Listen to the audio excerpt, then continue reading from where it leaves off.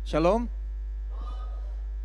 Haleluya, luar biasa kita dapat berkumpul kembali bersama-sama menikmati hadirat Tuhan, belajar bersama-sama. Oh, Tuhan itu benar-benar setia. Dan kadang-kadang kita lupa kesetiaannya Tuhan. Sangat mudah untuk lupa betapa setia Dia. Ya, kita awalnya terima Yesus, kita senang-senang, kita bersuka cita, bersorak-sorai ingin melihat seluruh dunia diselamatkan. Tapi lama-kelamaannya gimana? Kadang-kadang api yang ada di dalam kita padam. Kadang-kadang kita berkata, apa benar Engkau setia Tuhan? Apa benar Engkau menjadi Tuhan atas hidup saya? Dan ini yang saya mau bicara pagi hari ini. Ya, tentang ketuhanan daripada Tuhan Yesus. Apakah Dia sungguh-sungguh Tuhan? Satu pertanyaan sederhana. Ya, is He truly Lord over your life? Apakah Dia sungguh-sungguh Tuhan atas kehidupan engkau? Atas kehidupan Anda? Bagaimana kita dapat menilai apakah Dia sungguh-sungguh Tuhan atau enggak? Ya, kita sendiri harus menilai. Saya nggak bisa menilai itu atas kehidupan Anda. Anda harus menilai tentang kehidupan Anda sendiri. Seberapa jauh Tuhan benar-benar menjadi Tuhan. Karena banyak orang terima Yesus sebagai juru selamat. Yang penting aku selamat. Dan itu memang bagus. Tapi bagaimana kalau Dia menjadi Tuhan? Mari kita buka firman di dalam Roma pasal yang ke-14.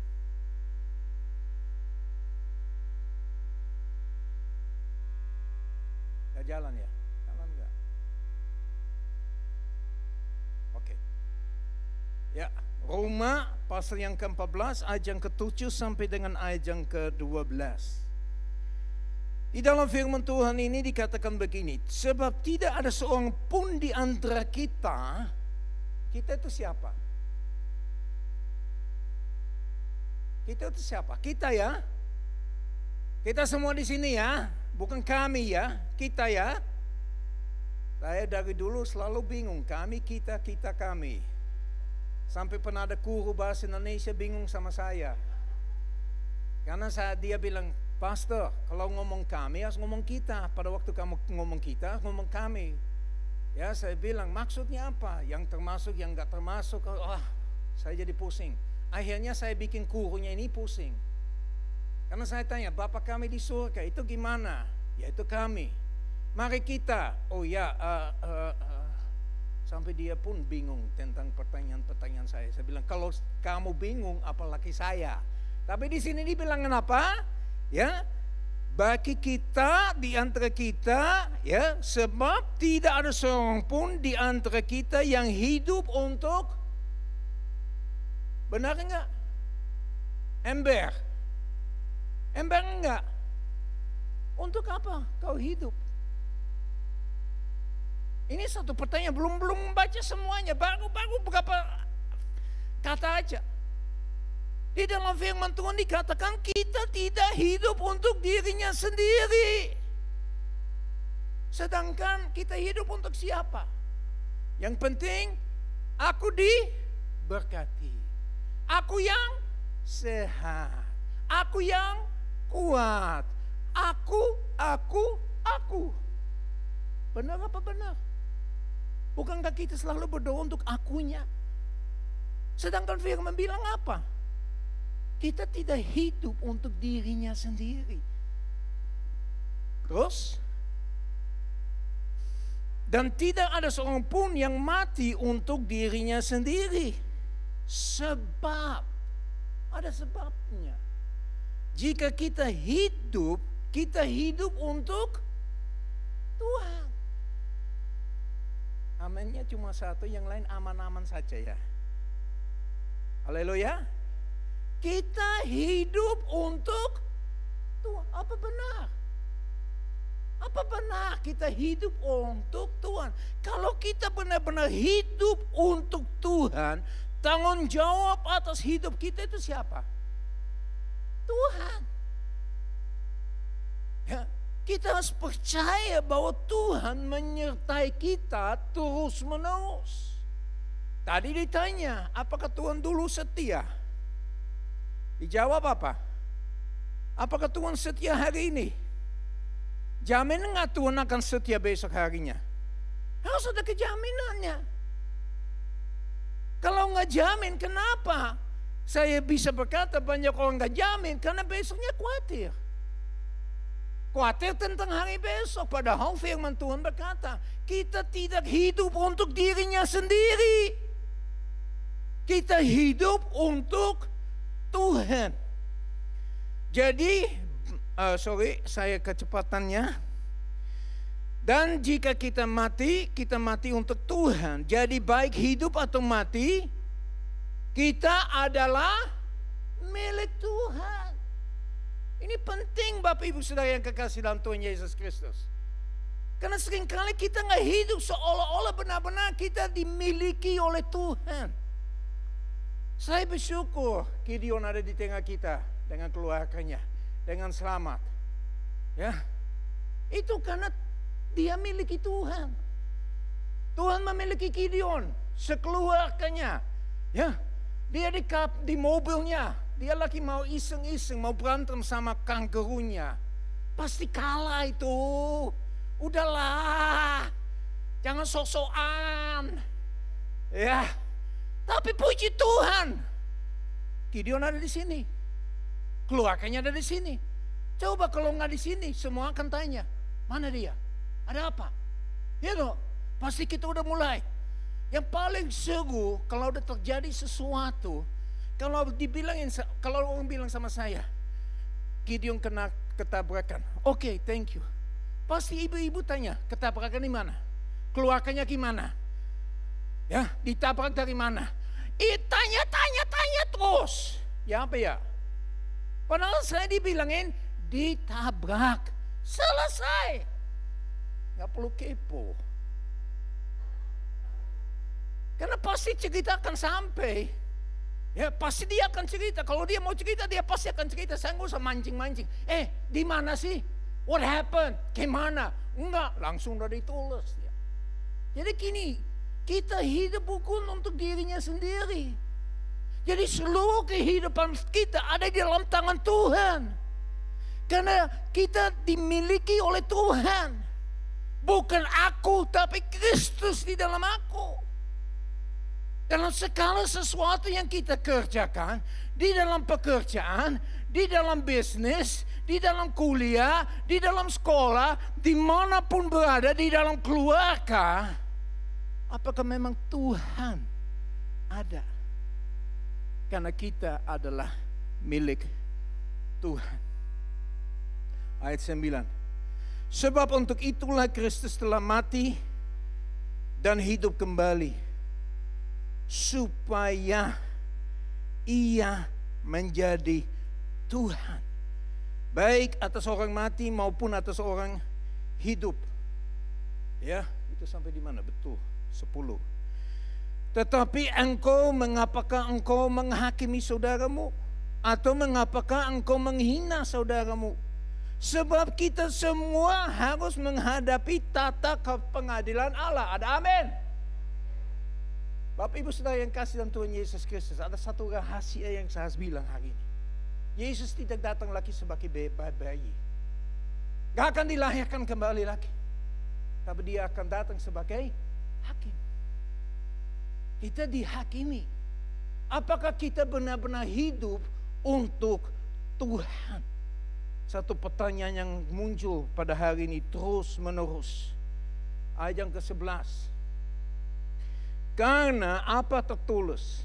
Ada tertulis, demi aku hidup, demikianlah firman Tuhan, semua orang akan bertekuk lutut di hadapanku, dan semua orang akan memuliakan Allah. Demikianlah setiap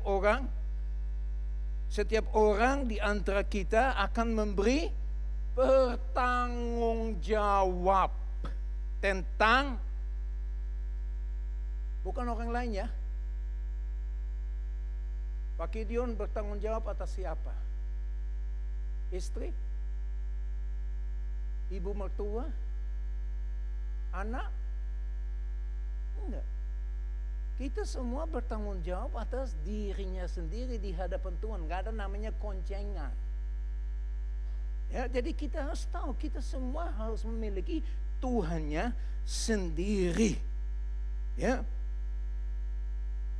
Kita harus tahu bahwa di dalam firman Tuhan ini benar-benar ada tulisan luar biasa. Apa yang ditulis ya? Untuk apa kita hidup? Supaya kaya? Supaya hebat? Supaya dahsyat?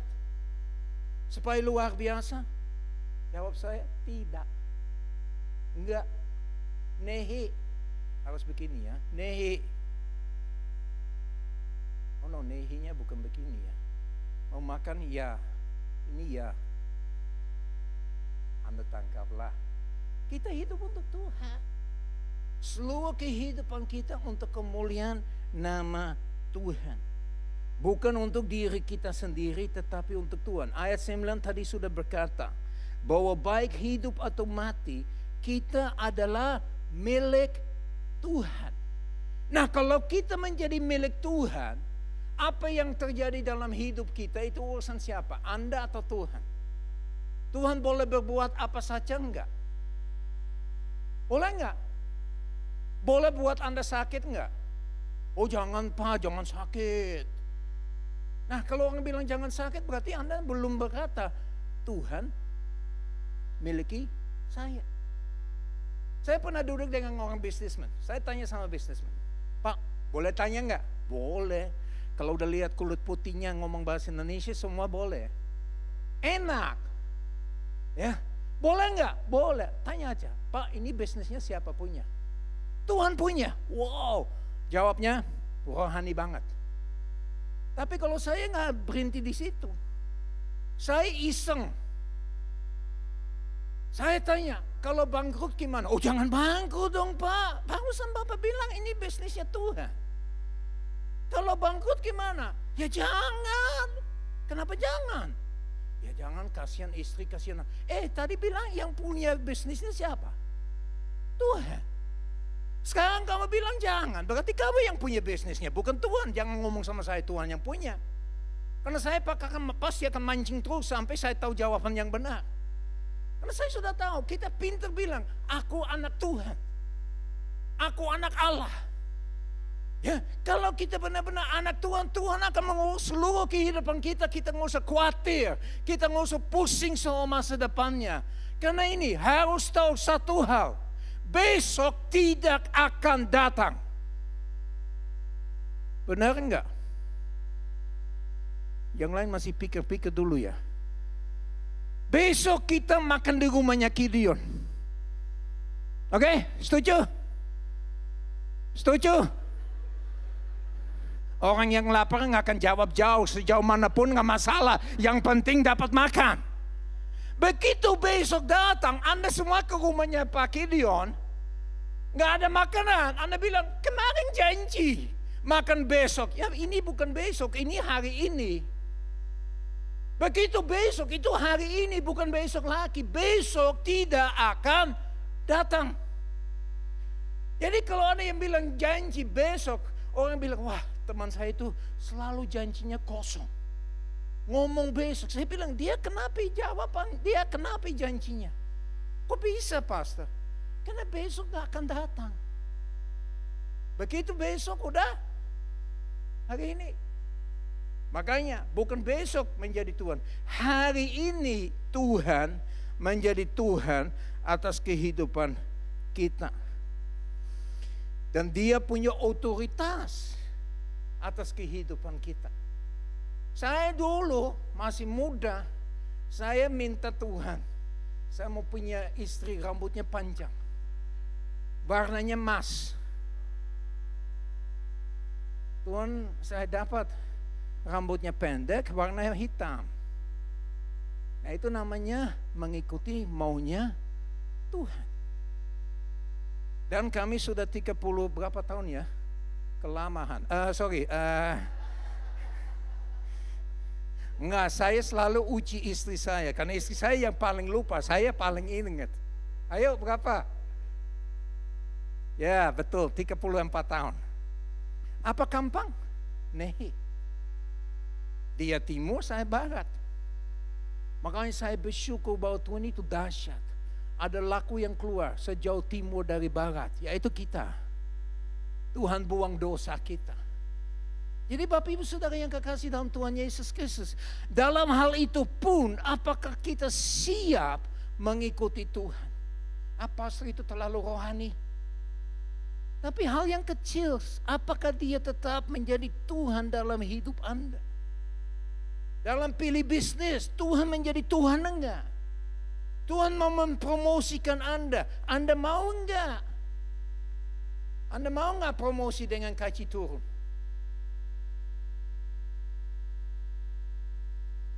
Gak berani jawab. Ketawa-ketawa apa, senyum-senyum apa. Kalau itu Tuhan yang mau. Ya dong. Tadi kita nyanyi apa? You are all I need. Benar enggak? Saya ingat ya, ada ceritanya di dalam kisah para rasul. Petrus, Yohanes bertemu dengan orang yang gak bisa jalan. Terus mereka bilang, ayo lihat saya. Apa yang dikatakan Petrus? Ingat nggak yang dikatakan Petrus? Halo, laki nggak? Hah? Emas dan perak aku nggak punya. Pendeta Riman udah jawab. Saya nggak terus khotbah kalau kamu nggak salam saya gini. Udah ditentukan. Ya. Mas perak nggak ada hari ini. Mana ada hamba Tuhan bisa ngomong begitu? Hari ini kita lihat banyak hamba Tuhan pun belum menjadi percaya Tuhan. Ya. Kalau kita melayani Tuhan, apakah itu sebagai hamba Tuhan, apakah itu sebagai businessman, apakah itu sebagai pegawai yang biasa-biasa saja, kita semuanya sama-sama harus mengandalkan Tuhan. Tadi ditanya setia ya, tapi di depannya kita mulai khawatir, tersinggung, kecewa, dan segala macamnya. Tapi firman Tuhan jelas berkata, saudara dan saya, yang miliki kita itu siapa? Tuhan. Benar menyerahkan hidup kepada Tuhan enggak? Kalau kita sungguh menyerahkan hidup kepada Tuhan, ya biar Tuhan yang atur seluruh aspek kehidupan kita. Tuhan pasti menyediakan yang terbaik. Saya punya istri yang terbaik, yang tercantik, yang terhebat. Amin. Kok bisa jawab amin? Harusnya kamu bilang jangan Pak, istri saya lebih hebat dari istri kamu. Kalau dia ngomong istri saya lebih hebat, saya punya pertanyaannya. Kok bisa? Kasihan istrinya dia. Makanya dia duduk di depan, istrinya di belakang. Makanya I know I can do that here in this church. Saya bisa lakukan itu di gereja ini. Karena Anda keluarga saya. Anda saudara saya. Kita sama-sama satu keluarga. Walaupun saya tinggal di Selandia Baru, bukan artinya saya bukan saudara Anda.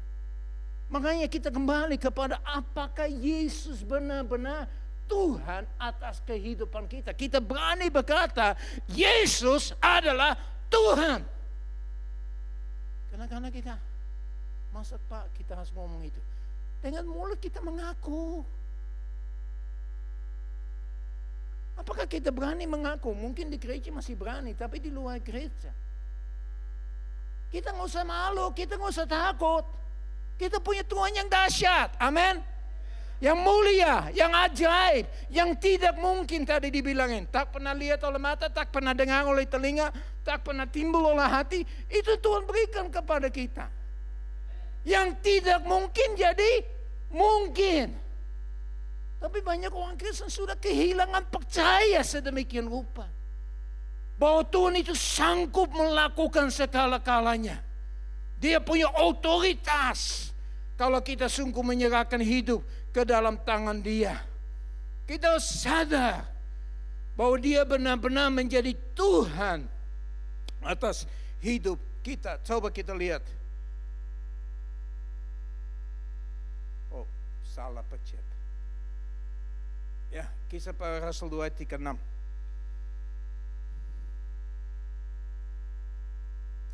Jadi seluruh kaum Israel harus tahu dengan pasti bahwa Allah telah membuat Yesus yang kamu salibkan itu menjadi Tuhan dan Kristus.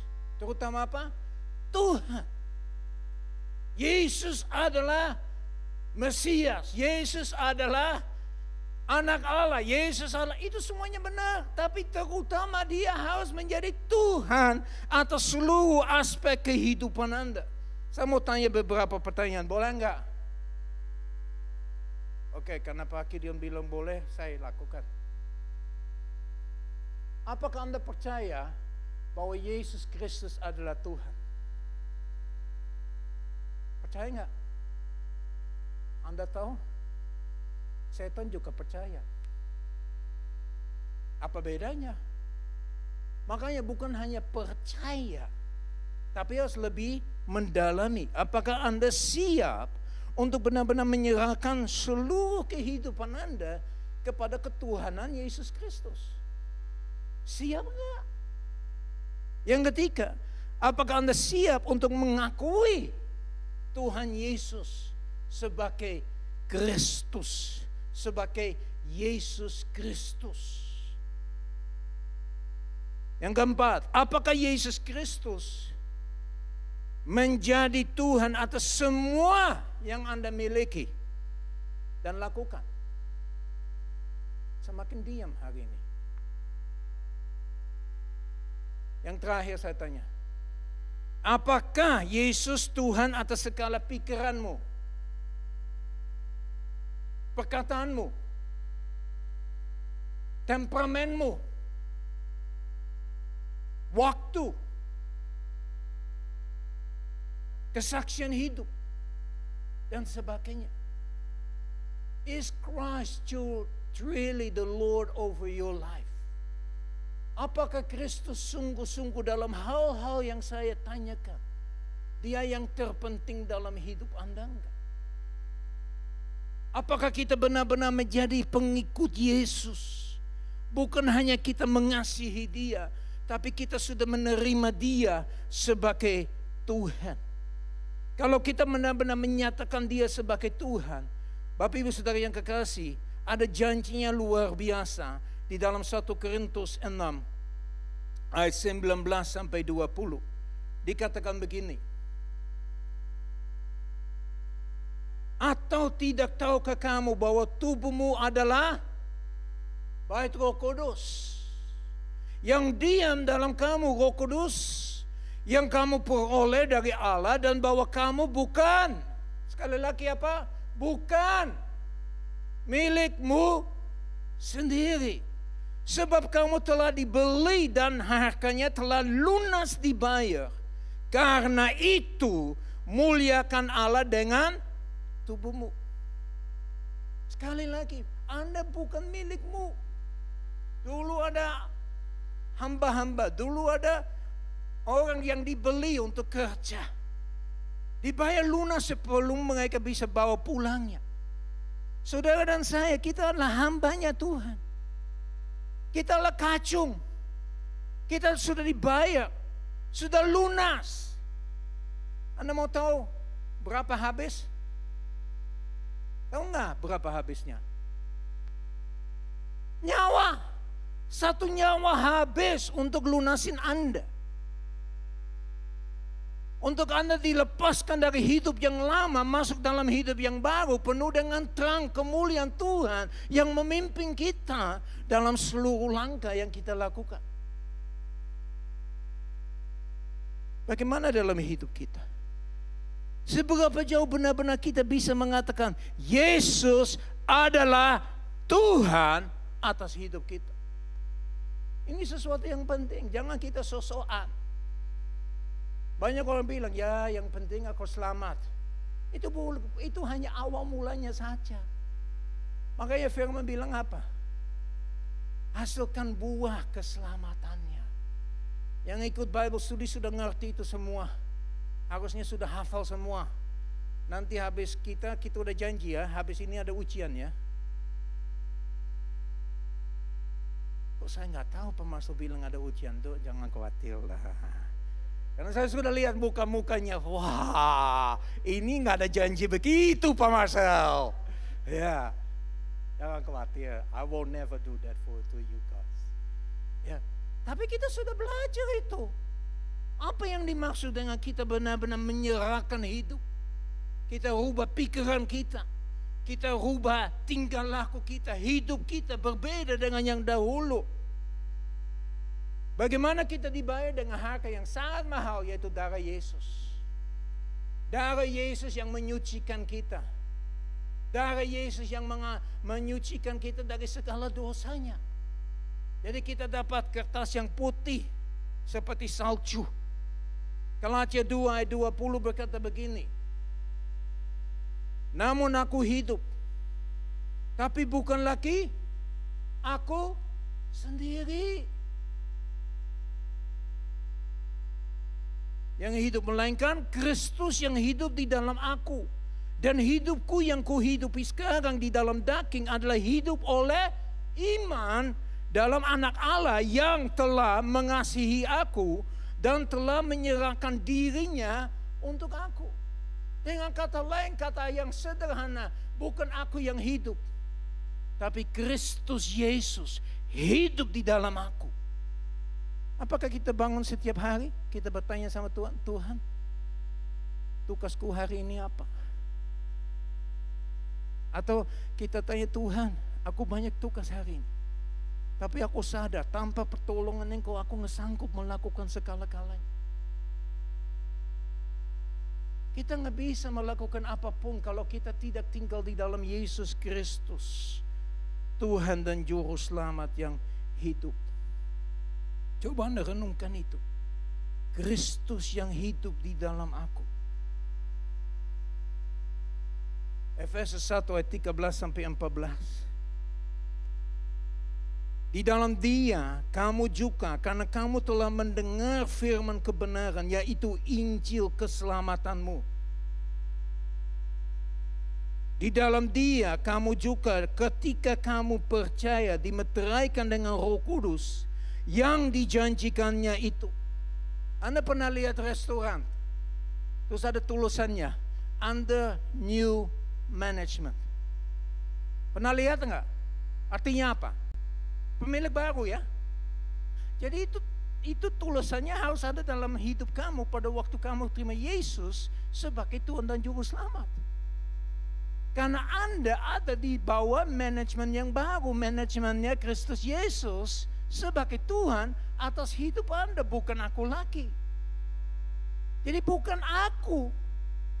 Makanya orang bilang, besok kita ketemu ya, ada firman Tuhan bilang apa?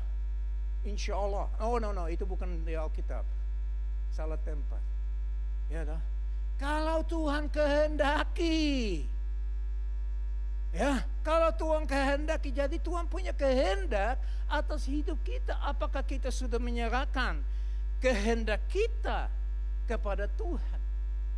Dulu saya nggak bisa ngomong. Tadi saya sudah cerita, nggak mungkin saya menikah dengan istri ini. Tapi Tuhan punya kehendak lain. Dulu kalau saya suruh bicara di depan jemaat, waktu itu masih di sekolah, jadi di depan sahabat-sahabat di sekolah, suruh ngomong 5 menit, 2 menit selesai. Selalu dapat F, kakao. Sekarang nggak bisa berhenti. Ya, dulu bahasa saya, bahasa apa aja saya belajar, wah jelek. Berapa bulan lalu saya lagi lihat laporan saya waktu di sekolah. Bahasa Jerman 4, merah. Bahasa Inggris 5, merah. Bahasa Prancis 5, merah. Bahasa Belanda, padahal notabene orang Belanda 5, merah. Saya tidak bisa bahasanya. Kok bisa bahasa Indonesia? Ya itulah, bukan aku yang hidup, tapi Kristus yang hidup di dalam aku. Ya. Makanya orang kadang-kadang tanya sama saya, Pastor, kalau di Indonesia khotbah apa? Ya bahasa Indonesia dong. Kok bisa? Ya karena Tuhan itu dahsyat. Tuhan itu ajaib. Asal kita benar-benar menyerahkan hidup kita kepada pimpinan Tuhan, Tuhan tahu yang terbaik untuk saudara dan saya. Coba kalau saya nggak bisa bahasa Inggris Indonesianya, ya begitu aku khotbah dalam bahasa Inggrisnya, Anda semuanya yes, haleluya, puji Tuhan, ngerti? Enggak. Ya paling 60%. Yang 40% yang paling penting nggak dingertiin. Yang 40% itu diasumsi. Ya kurang lebih maksudnya beginilah. Saya dulu punya temannya, dia udah almarhum. Dia cerita sama saya. Dia itu orangnya lucu banget, agak gemuk. Nah, pokoknya kalau ngobrol sama dia pasti ketawa-ketawa. Terus dia bilang sama saya, Pastor, aku sudah bisa menjadi penterjemah loh. Kaget saya, karena kelihatannya nggak jamin itu. Ya, karena kalau ngomong bahasa Indonesia sama saya, bla bla bla bla, begitu saya ngomong Inggrisnya, dia udah mulai. Nah, saya udah tahu ini mungkin nggak ngerti. Kok bisa? Terus dia cerita, satu hari ada tim dari luar negeri datang ke Indonesia, terus dibawa ke satu kota lain. Dia ikut, terus mereka tanya, siapa yang menerjemahkan? Dia bilang, aku. Ya udah, kamu terjemahkan. Ya, pendeta yang bicara maju, dia juga maju. Pendetanya berbicara dengan api-api, dia juga bicara dengan api-api. Pendetanya mulai bicara pelan-pelan, dia juga pelan-pelan. Jadi umat semuanya bilang, wah hebat juga dia. Wah, pendetanya diam, dia juga diam. Pendetanya keras lagi, dia juga keras lagi. Terus dia cerita sama saya baru untuk pertama kali ngaku, Pastor. Mau ngaku apa? Dia bilang, aku khotbahnya sendiri. Aku nggak tahu dia ngomong apa, tapi aku punya khotbah udah disiapkan, jadi itu yang saya khotbahin. Ya itulah kurang lebih kalau tidak tahu bahasa Indonesia. Ya, makanya saya bersyukur kepada Tuhan. Di dalam hidup saya pun, saya bukan aku yang hidup. It's not about me. Oh, Pastor hebat ya bisa bahasa Indonesia. Enggak ada hebatnya. Nothing sehebatnya Tuhan yang saya punya. Karena dia jauh lebih hebat dari saya. Dia lebih hebat dan lebih dahsyat, lebih mulia, lebih ajaib daripada saya. Dan Roh Kudus itu, ayat 14, adalah jaminan bagian kita sampai kita memperoleh seluruhnya, yaitu penebusan yang dijanjikan, yang menjadikan kita milik Allah untuk memuji kemuliaan-Nya. Saya tidak mau dipuji. Saya selalu ingat firman Tuhan yang berkata begini, Dia harus semakin besar, aku harus semakin kecil. Makanya saya lebih senang khotbah di bawah sana daripada di atas ini. Karena tahu nanti kasihannya lehernya sakit dikiniin terus. Ya. Maksudnya saya nggak usah dipuji. Yang penting Tuhan yang saya sembah. Mari kita menyembah Dia. Mari memuliakan Dia. Mari kita tinggikan Dia. Karena Tuhan yang saya miliki, Anda juga miliki. Apakah Tuhan Anda beda dengan Tuhan saya? Tidak, nehi. Tuhan sama. God is the same yesterday, today, and forever. Kemarin, hari ini, sampai selama-lamanya Tuhan yang sama. Tuhan yang Petrus miliki sama dengan Tuhan yang Anda miliki. Wow. Kita hanya harus pikirkan Kristus Yesus. Gak ada Yesus plus-plus. Gak ada Alkitab plus-plus. Kus plus ada. Kalau nggak salah sudah meninggal ya? Belum? Yang tua-tua tolong bantu saya, udah meninggal nggak? Kalau yang muda-muda kayak Gideon nggak ngerti Kus Plus itu siapa, kelamahan di sini. Ya? Tapi Yesus nggak ada yang lain, hanya Yesus Kristus. Nggak ada kebaikan kita. Tapi Pastor, I'm doing good things loh Pastor. So, banyak orang lakukan hal yang baik. Banyak orang lakukan hal yang luar biasa. Tapi belum tentu mereka sama Yesus. Dan kebaikan itu nggak membawa kita kepada Tuhan Yesus. Nggak membawa kita kepada Bapa. Kebaikan itu membawa kita kepada dikenal orang. Ingat ini. Di dalam Kisah Para Rasul 4. Ayat yang ke-12. Dan keselamatan tidak ada di dalam siapapun juga selain di dalam Dia. Sebab di bawah kolong langit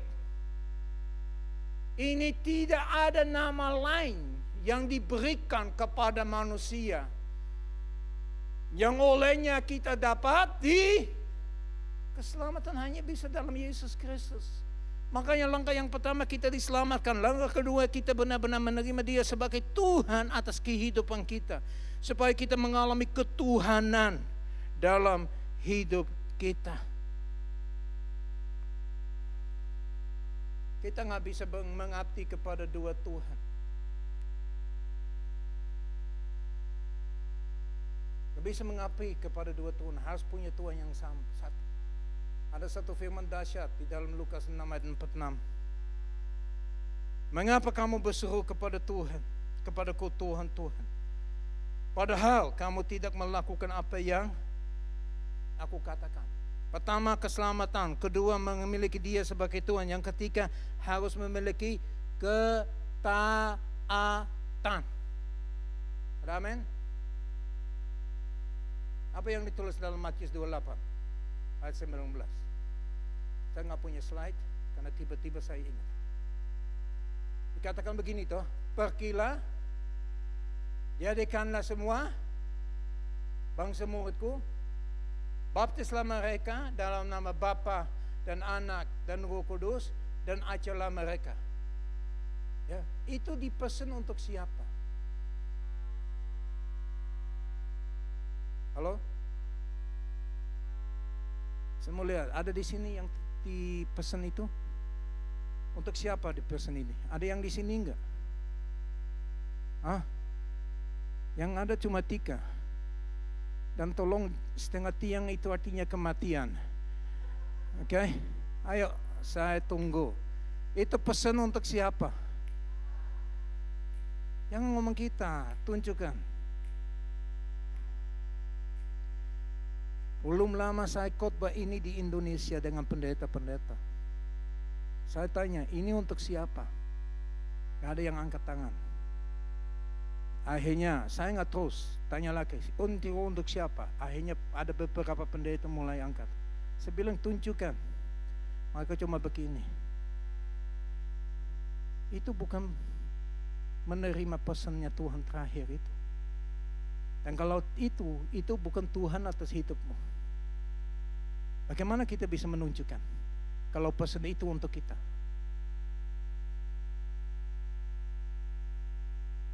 Akhirnya ada satu pendeta.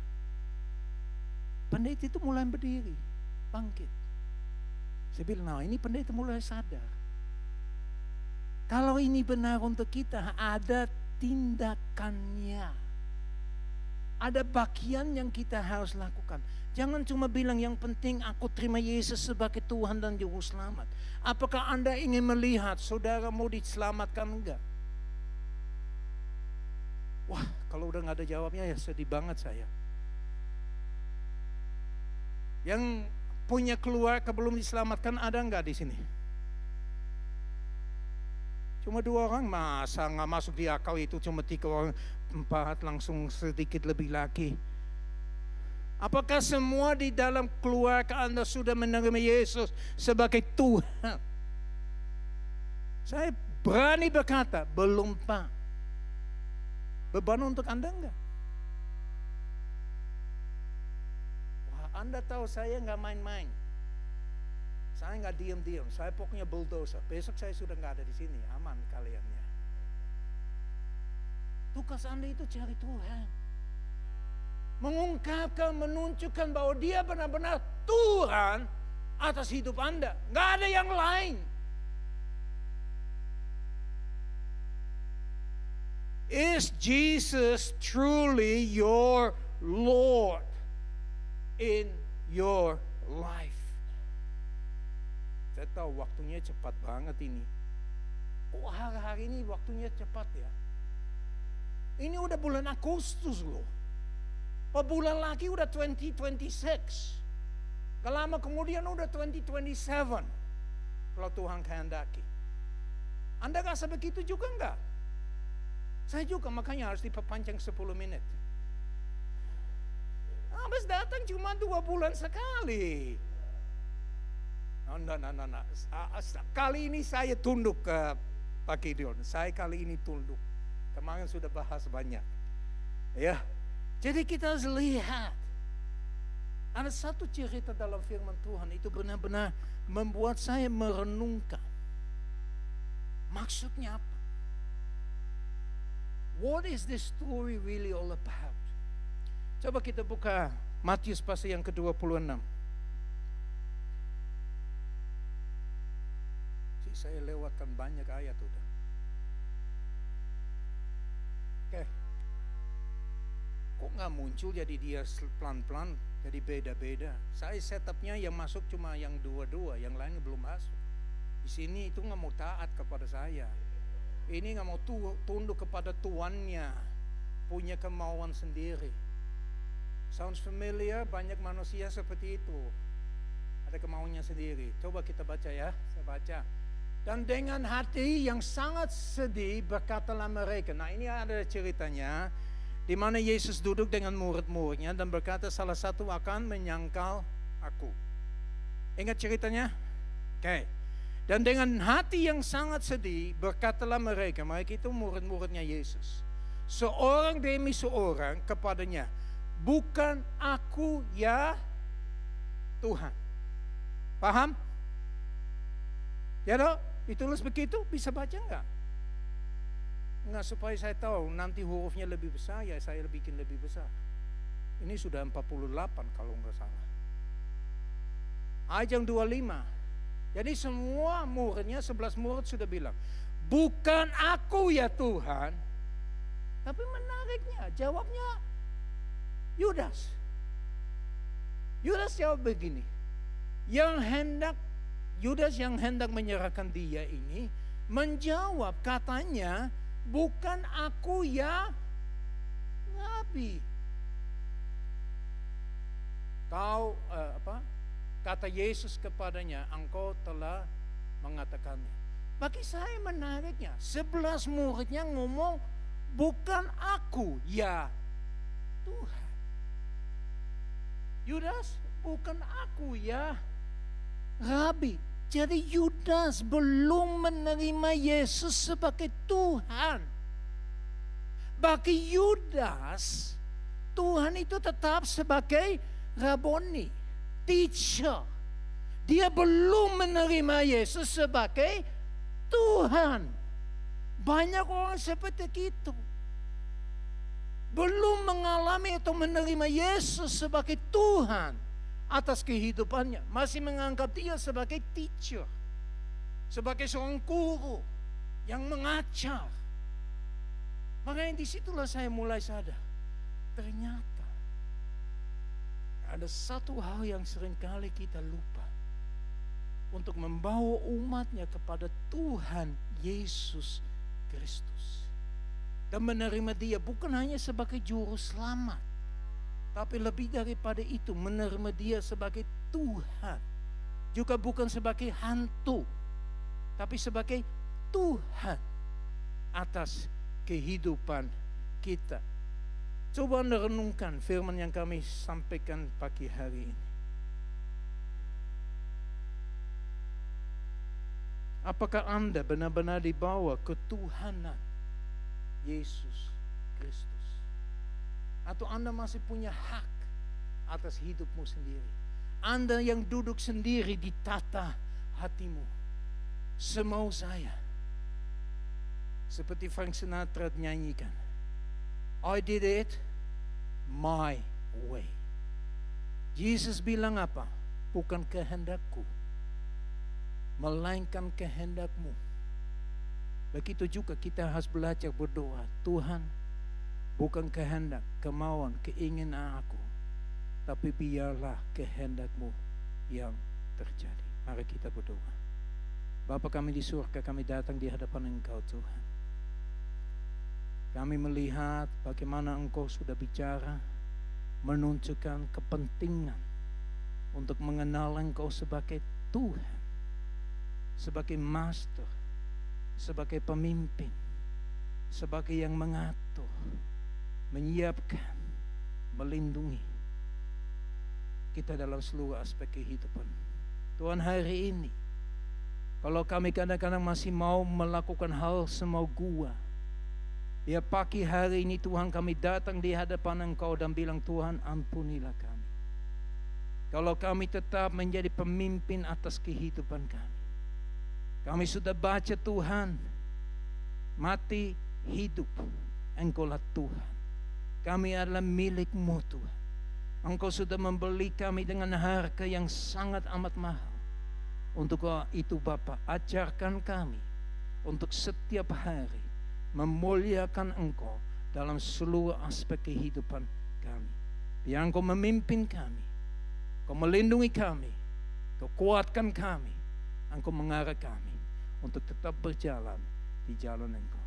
Berkatilah umat-Mu di tempat ini Tuhan. Biar firman benar tertanam dalam hatinya, berakar, berbuah untuk kemuliaan nama-Mu saja. Dalam nama Tuhan Yesus kami sudah berdoa. Haleluya. Amin.